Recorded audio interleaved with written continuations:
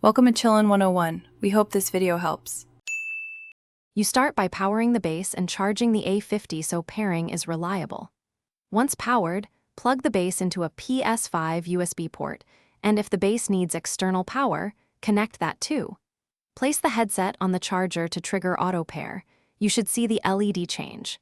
Then open Ps5 settings and go straight to sound so you can choose the USB audio device. Doing this first avoids confusion later and ensures your console recognizes the headset immediately.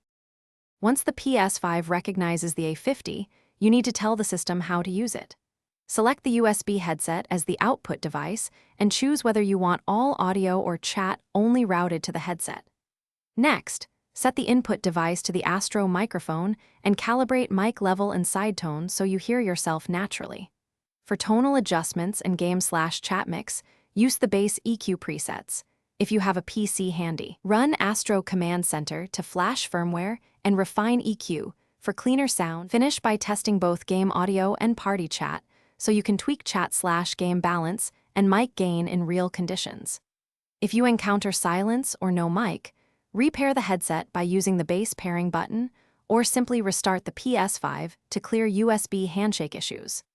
If problems persist, update the A50 firmware with Astro Command Center on a PC and try a different USB port or cable. This step often fixes compatibility quirks and restores stable wireless audio. Thanks for watching. Consider subscribing if we helped you.